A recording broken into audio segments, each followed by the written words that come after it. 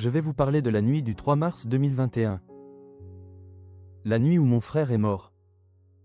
Et de ce qui s'est passé après, des choses que je n'arrive toujours pas à expliquer, que je n'ai jamais racontées à ma mère parce que ça l'aurait brisée encore plus qu'elle ne l'était déjà, et que je vous raconte ce soir parce que les garder en moi depuis 3 ans m'a coûté quelque chose que je ne sais pas encore nommer. Mon frère s'appelait Samy. Il avait 31 ans. 2 ans de moins que moi. Samy et moi, on n'avait pas toujours été proches. Pendant longtemps, pendant toute notre adolescence et le début de notre vie adulte, on s'était contenté d'exister l'un à côté de l'autre sans vraiment se voir. Pas d'hostilité. Juste cette distance tranquille qui s'installe entre deux frères qui n'ont pas les mêmes amis, pas les mêmes centres d'intérêt, pas la même façon d'être au monde. Lui était musicien. Pas professionnellement, il travaillait dans la logistique, mais la musique était ce qu'il définissait vraiment. Il jouait de la guitare depuis l'âge de 9 ans. Il composait des morceaux qu'il enregistrait seul dans sa chambre et qu'il ne montrait à personne, ou presque. Il me les envoyait parfois, tard le soir, sans message. Juste un fichier audio. Je les écoutais. Je ne répondais pas toujours. Je regrette ça maintenant. On s'était rapprochés pendant le confinement de 2020. On habitait dans la même ville, on s'était retrouvés à faire nos courses ensemble le dimanche matin parce qu'on avait le même créneau de sortie autorisé. On avait commencé à déjeuner ensemble après. Puis à se voir le week-end. Puis régulièrement. J'avais découvert mon frère à 32 ans. C'est tard. Et c'était trop court. En janvier 2021, Samy a commencé à se plaindre de maux de tête. Pas des migraines, il n'en avait jamais eu. Des céphalées diffuses, constantes, qui ne répondaient pas au paracétamol. Il a attendu 3 semaines avant d'aller chez le médecin, comme tous les hommes de notre famille, comme si consulter était une forme d'aveu de faiblesse. Le médecin l'a envoyé faire une IRM. Le radiologue a rappelé dans les 48 heures. Quand votre médecin vous rappelle dans les 48 heures après une IRM, vous savez déjà que ce n'est pas une bonne nouvelle. Ça ne se passe jamais ainsi quand tout va bien. Glioblastome. Grade 4. La forme la plus agressive des tumeurs cérébrales primitives. Médiane de survie, 14 mois avec traitement. Moins 100. Samy avait 30 ans quand on lui a annoncé ça. Je n'étais pas là quand il a appris le diagnostic. Il était seul dans le cabinet du neurologue, il avait refusé qu'on l'accompagne, ma mère et moi, parce qu'il voulait entendre les choses sans avoir à gérer nos réactions en même temps. C'est lui tout entier, ça, penser aux autres avant lui-même jusque dans les pires moments. Il m'a appelé en sortant. Il était dans sa voiture sur le parking de l'hôpital. Sa voix était calme. D'un calme qui m'a fait plus peur que n'importe quelle autre réaction. C'est une tumeur au cerveau, il a dit. Maligne. Ils vont commencer le traitement la semaine prochaine. Un silence. D'accord, j'ai dit. Je viens. Non. Rentre chez toi. Je vais bien. Il n'allait pas bien. Mais je suis rentré chez moi. Parce que c'est ce qu'il voulait. Parce que respecter ce que les gens veulent, même quand ça nous coûte, c'est une forme d'amour aussi. Je regrette d'être rentré chez moi ce soir-là. Les 2 mois qui ont suivi ont été ce que j'imagine être le quotidien de toutes les familles qui traversent ce genre d'épreuves, une alternance épuisante d'espoir et d'effondrement, de bonnes nouvelles relatives et de mauvaises nouvelles absolues, de moments de normalité presque surréalistes et de moments où la réalité s'impose avec une brutalité qui coupe le souffle. Samy a fait de la radiothérapie. De la chimiothérapie. Il a perdu ses cheveux, du poids, une partie de sa mobilité du côté gauche. Il a continué à composer de la musique depuis son canapé, un casque sur les oreilles, un carnet sur les genoux pour noter ses idées quand ses doigts ne répondaient plus assez vite pour jouer. Il ne se plaignait jamais. C'est ce qui était le plus difficile à supporter, son absence totale de plainte. Pas du stoïcisme performatif. Juste une acceptation tranquille et profonde qui me semblait à la fois admirable et insupportable. Tu as le droit d'être en colère, je lui avais dit un soir. Je sais, il avait répondu. Mais contre quoi ? Je n'avais pas de réponse. En février 2021, la tumeur a progressé malgré le traitement. Le neurologue a parlé de soins palliatifs. Ma mère a pleuré dans le couloir de l'hôpital pendant 20 minutes, et moi je lui tenais la main sans rien dire parce qu'il n'y avait rien à dire. Samy a été hospitalisé le 28 février. Je passais mes journées à l'hôpital. Je rentrais le soir, je dormais quelques heures, je revenais le matin. Ma mère faisait pareil. On mangeait des sandwichs achetés à la cafétéria en se parlant peu, parce qu'on avait épuisé les mots utiles et qu'on n'avait pas l'énergie pour les mots inutiles. Samy dormait beaucoup.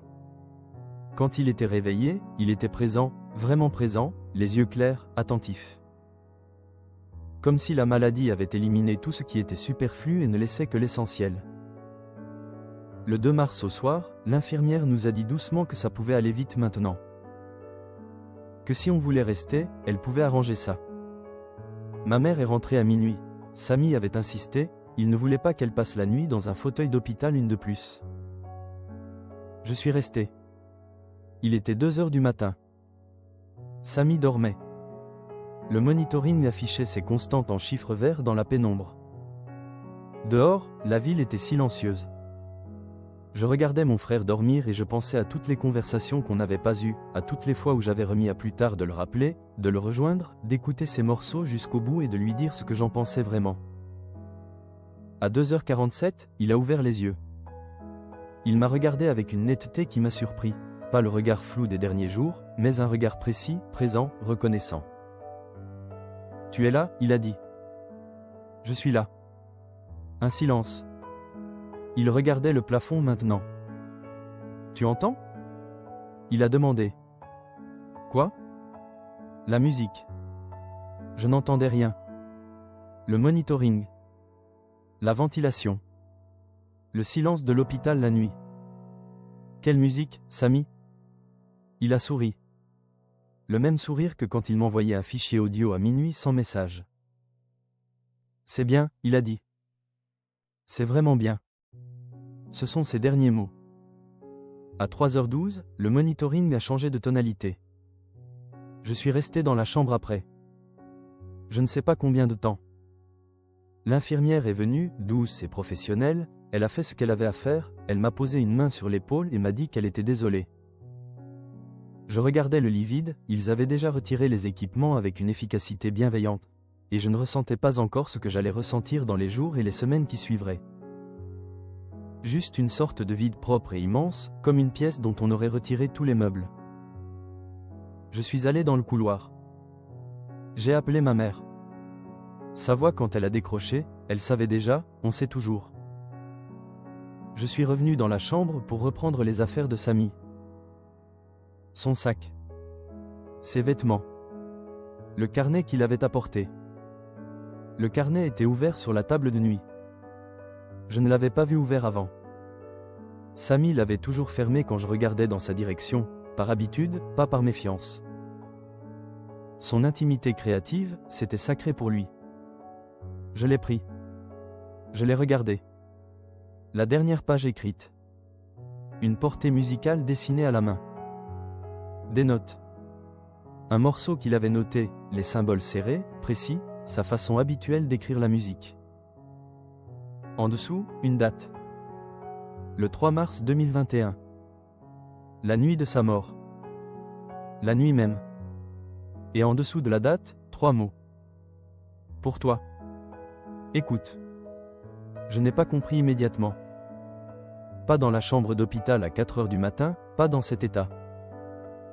J'ai compris 3 semaines plus tard, quand j'ai finalement réussi à ouvrir son ordinateur, il m'avait donné le mot de passe des mois avant, au cas où, avec ce pragmatisme tranquille qui le caractérisait. Dans ses fichiers audio, un dossier que je n'avais jamais vu. Créé le 3 mars 2021 à 1h34 du matin.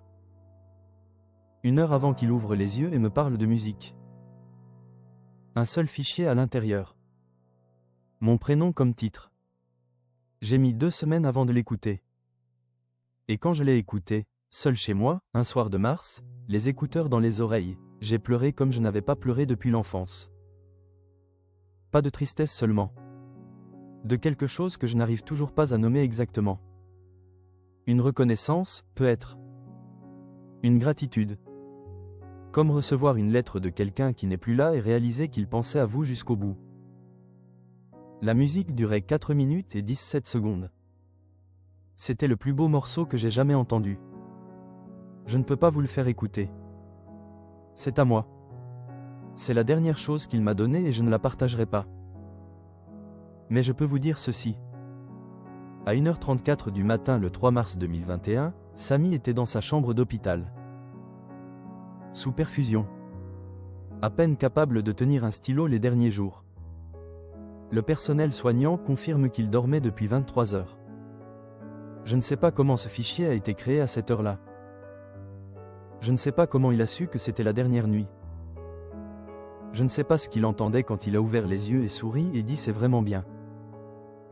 Ce que je sais, c'est que depuis ce soir-là, parfois, pas souvent, pas régulièrement, mais parfois, quand je suis seul chez moi tard le soir et que tout est silencieux, j'entends quelque chose.